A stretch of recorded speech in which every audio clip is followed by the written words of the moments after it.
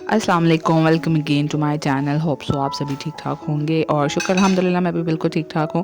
आज काफ़ी दिनों के बाद इसलिए व्लॉग अपलोड हो रहा है क्योंकि मेरे बच्चों के हो रहे हैं जनाब पेपर और उनको ना कोई भी छुट्टी नहीं है दरमियान में। और वैसे भी ना मैं अब अपना व्लॉगिंग का काम ना बड़े स्लो एंड स्टडी लेके चलना चाहती हूँ ताकि मेरे घर के मामलात भी डिस्टर्ब ना हो, मेरे बच्चों की स्टडी भी डिस्टर्ब ना हो और मेरे व्लॉग्स भी जो है ना वो अपलोड होते रहें, चाहे वो 2 दिन के गैप से हों। कोशिश तो मेरी यही होती है कि ना 2 दिन से ज़्यादा गैप ना डले, लेकिन बाज़ दफ़ा ऐसा होता है ना कि घर पर मतलब as a housewife, being housewife आप इतने बिजी हो जाते हो कामों में कि आपका वीडियो जो है वो नहीं बन पा रही होती और फिर उसको एडिट करके अपलोड करना भी जो होता है ना वो एक काम होता है। तो खैर जनाब, अपने प्यारे प्यारे सब्सक्राइबर्स के लिए जो कि मुझे मोटिवेट करते रहते हैं हर कमेंट में कि आपके व्लॉग अच्छे होते हैं और मेरे सादे व्लॉग्स को इतना अप्रिशिएट करते हैं ना, उनको बहुत ज़्यादा तहे दिल से शुक्रिया। क्योंकि आप लोगों की वजह से मेरा दिल जो है ना वो बड़ा हो जाता है और मैं अगला व्लॉग अपलोड ना खुशी खुशी करती हूँ कि बस अब बहुत दिन हो गए हैं तो जल्दी जल्दी से व्लॉग अपलोड करूँ ताकि आप लोग का वेट जो है ना वो इतना ज़्यादा वेट आपको ना करना पड़े। अभी यहाँ पे ना मैं 2 दिन का व्लॉग अपलोड कर रही हूँ। यहाँ पे ना मेरे बच्चे और हस्बैंड जो हैं वो जा रहे थे। बच्चे तो स्कूल जा रहे थे पेपर के लिए और आजकल उनको 11 बजे छुट्टी हो जाती है और हस्बैंड जॉब पे जा रहे थे। तो मैंने मूंगी मसरूर की ना मिक्स वाली दाल बनाई थी और ये ना मेरे बच्चों हस्बैंड को बहुत पसंद है। मैंने इतनी ज़्यादा बनाई थी माशाल्लाह, काली खाई गई। और चावल बनाए थे साथ और रोटी के साथ इस तरह अंडा बॉयल करके दाल में मैं डाल देती हूँ ना तड़का लगा के, तो वो ये नाश्ते में बहुत शौक से खाते हैं। तो आज उन्होंने ब्रेड नहीं खाई थी और मेरे हस्बैंड ने भी कहा कि ना आप आज पराठे बनाएं और साथ में ना ये अंडा बॉयल करके दाल में डालें और हम लोग यही नाश्ता करके जाएंगे। तो बस मैंने सुबह उनको ये नाश्ता बना के दिया है और नाश्ता बनाने के बाद मैं आ गई थी रूम में। और जब से मैंने रूम की सेटिंग वगैरह शुरू की है ना तो मैंने रोज़ कोई ना कोई खलारा खोला होता है। मैंने सारे ड्रेसिंग टेबल वगैरह और छोटे छोटे कोने खुद रहे हैं ना वो साथ साथ सफाइयाँ करने लगी हुई हैं। आजकल मौसम इतना अच्छा हो गया है ना, पंखे दोबारा से बंद हो गए हैं तो फिर मुझे बहुत अच्छा लगता है काम करने में। मैं बहुत एक्टिव हो गई हूँ, बहुत सारे काम मैंने खोले होते हैं। तो यहाँ मैं आपको अपने रूम की सेटिंग दिखा रही हूँ। थोड़ा खुला डुला सा हो गया है। एक सोफ़ा ले आए अंदर सिटिंग के लिए क्योंकि ना ये जो हमारा मेन बेडरूम है ना, मतलब जहाँ पे मैं और मेरे हस्बैंड होते हैं, तो फिर जब भी कोई मेहमान भी आता है तो वो यहीं पे इसी रूम में आता है। बच्चों की दादी अम्मी आती है ना तो वो भी इसी रूम में जब हफ्ता 2 हफ्ता ठहरती हैं ना तो वो यहीं पे होती हैं। और फिर बच्चे भी आपको पता है कि जहाँ पेरेंट्स होते हैं ना वो उसी कमरे में ज़्यादा घुसते हैं। तो फिर ये था कि उस रूम में ना कोई सीटिंग वाली जगह ही नहीं थी और सभी बेड के ऊपर चढ़ जाते थे। या फिर हमें बाहर से चेयर्स लेके आनी पड़ती थी और फिर चेयर्स पर बैठ रहे होते थे। सो हम मैंने ना एक सोफ़ा रख दिया कि कोई सोफ़े पे भी चलो बैठ जाता है 2-3 अफराद और बेड पे भी जो है ना थोड़ा-सा कमरे में थोड़ी-सी स्पेस बन जाएगी। वैसे भी अक्सर होता है ना कि जहाँ पे पेरेंट्स होते हैं, अभी तो मेरे बच्चे छोटे हैं तो हम भी जब मैं भी अपनी अम्मी की तरफ जाती हूँ ना तो वहाँ पे सब भाई भाभियाँ और उनके जो बच्चे हैं माशाल्लाह से और हमारे जो बच्चे हैं, हम सब अम्मी के कमरे में घुसते हैं। प्लेटें लेके खाने वाली हों, चाहे बातें करनी हो, चाहे मतलब अम्मी के कमरे में सब घुसे होते हैं। तो पेरेंट्स का कमरा एक ऐसा कमरा होता है जहाँ पता नहीं सब भी घुसते हैं। कोई आया गया भी हो ना तो वो भी वहीं पे जाता है। एक होता है ना आपका घर में एक ऐसा बेडरूम होता है, ख़ास तौर पे पेरेंट्स का ही होता है। तो बस इसलिए उस कमरे में ना मैंने थोड़ी-सी स्पेस खुली की और बच्चों के रूम में ऐसे कोई चेंजिंग ज़्यादा नहीं की। बस हिस्ट्री स्टैंड जो है ना वो मैं बच्चों के रूम में ले आई थी और बाकी स्टडी टेबल और बेड थोड़ा-सा आगे खिसका लिया था। तो क्योंकि उनके रूम में ना इतनी ज़्यादा स्पेस नहीं है कि हम बेड की ना डायरेक्शन चेंज कर सकें। सो बाहर मैंने थोड़े से सोफ़े खिसका लिए थे और थोड़ा-सा ना एरिया यहाँ से खुला कर दिया था। पहले ना टीवी के बहुत ज़्यादा करीब-करीब सोफ़े थे तो यहाँ पे थोड़ी-सी ना मैंने टीवी लाउंज में स्पेस खुली की थी और डाइनिंग टेबल जो है ना वो हम लोगों ने वहाँ ड्राइंग रूम में रखवा दिया था ताकि थोड़ा-सा खुली-खुली सी लुक आए। तो बस आजकल ना मौसम अच्छा है और मैंने कोई ना कोई काम खोल के बैठी होती हूँ और मेरी हेल्पर जो है ना जॉब चेंज हो चुकी है, लेकिन वो भी मुझे अच्छे से जानती है क्योंकि वो भी मेरे पास पहले ना तकरीबन 1 साल काम करके गई थी। तो बस वो भी ना मुझे कह रही थी कि बाजी आपने रोज़ कोई ना कोई काम निकाला होता है, रोज़ तुसी ना कोई काम छेड़ के बैठे होंदे हो, कभी दराज साफ़ कर रहे हो, कभी कपड़े इस्त्री कर रहे हो। खैर मैंने कहा कपड़े तो रोज़मर्रा का ही काम है इस्त्री-विस्त्री करना और कभी कहती कि आप अलमारियों में से निकाल के बैठे होते हो कोई ना कोई चीज़। तो मुझे वैसे ये कह रही थी मौसम चेंज हो गया है ना तो बड़ा अच्छा सा मौसम हो गया है तो अब दिल भी करता है सारे काम करने को।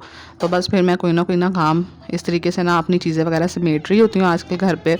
तो बस अभी मैंने ना अलमारियों में कपड़े रखे हैं और कुछ मैंने ना अलमारियाँ साफ़ भी कर ली थी। कपड़े मैंने ना कहा कि अब अलमारियाँ साफ़ कर रही हूँ तो अब विंटर सीज़न भी जैसे आपको पता है स्टार्ट अल्लाह खैर करे हो ही जाना है आहिस्ता-आहिस्ता। पिछले दिनों इतनी गर्मी पड़ी है ना, सिर्फ़ एक बारिश आई है तूफ़ानी बारिश और उससे ना मौसम एकदम से चेंज हो गया है। तो मैंने कहा कि चले अब अलमारियाँ तो जहाँ साफ़ हो रही हैं तो वहाँ पे ना मैं सर्दियों वाले कपड़े भी जो थोड़े बहुत हैं ना ऊपर नीचे कर देती हूँ क्योंकि इतने ज़्यादा नहीं थे सर्दियों वाले कपड़े ना, अभी न्यू बनाने हैं तो सर्दियाँ आएंगी तो फिर इंशाल्लाह जो है ना वो आहिस्ता-आहिस्ता करके बनाऊँगी बच्चों के। तो अभी मैं अपना ये सूट देख रही थी, ये गुम हो गया था और मैं कहती मेरा एक सूट नहीं मिल रहा ना। तो ऐसे कोई नया सूट हो ना इधर-उधर हो जाए, बड़ा दिल को कुछ होता है कि पता नहीं किधर गया यार, मिल नहीं रहा। तो ये मुझे मिल गया। मैंने ये पिछले साल ना अलमीरा से मीडियम साइज़ में ख़रीदा था और यकीन करें इतना बड़ा ये साइज़ मुझे ये खुला है ना, बहुत ही खुला-डुला है। मतलब एक्स्ट्रा लार्ज लगता है ये मुझे पहनना हुआ, जैसे किसी का ना माँग के पहन लिया है। और जब भी कपड़े आप लेने जाएँ ना किसी भी ब्रांड के, तो लाज़मी पहन के देखा करें। तो क्योंकि मुझे मीडियम में अक्सर ख़रीदती हूँ, तो मुझे लगा कि हर ब्रांड में जो है ना वो मतलब जो मीडियम है ना वो साइज़ पूरा आ जाएगा, लेकिन सबके डिफरेंट होते हैं।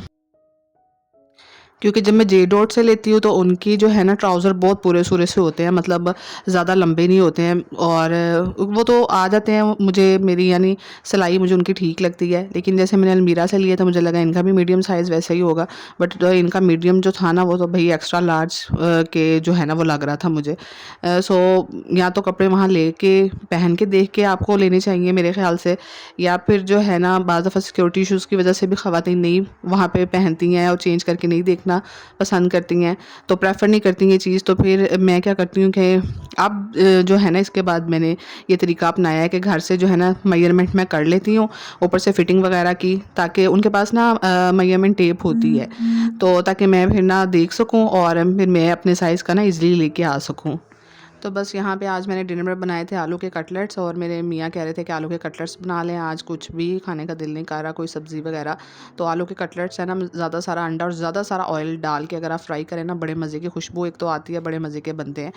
क्योंकि जब ज़्यादा ऑयल में ना फ्राई करो तो फिर बड़े सूखे-सूखे से बनते हैं, तो ज़्यादा ऑयल के अंदर फ्राई करो ना, बड़ी मज़े की ये कटलेट्स बनती हैं आलू की। और साथ मैंने दही बल्लियाँ बना ली थी। तो बस हम लोगों ने ना इसका डिनर किया, बहुत मज़े का डिनर बना था क्योंकि काफ़ी दिनों के बाद मैंने आलू के कटलेट्स बनाई थी। और सुबह फिर ये अगले दिन का व्लॉग है। अगले दिन मेरी हेल्पर जो है उसको शादी पे जाना था, तो उसने छुट्टी कर ली, तो मैंने कहा आज चलो मैं तसल्ली से ना किचन का एक्स्ट्रा थोड़ी-सी डीप क्लीनिंग कर लेती हूँ। ये शोकेस था ना काफ़ी दिनों से मेरी आँखों में खटक रहा था। ये तकरीबन पिछली पूरी गर्मियाँ ना ऑन एंड ऑफ साफ़ होता रहा था, जैसे कपड़ा आगे-आगे से बंदा मार देता है।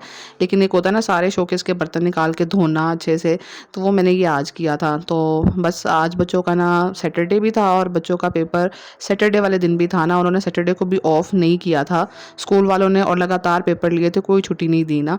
तो ये था कि फिर मैंने कहा चलो संडे की बच्चों को छुट्टी होगी तो आज सैटरडे को ना ज़रा आराम से मैं साफ़ कर लेती हूँ।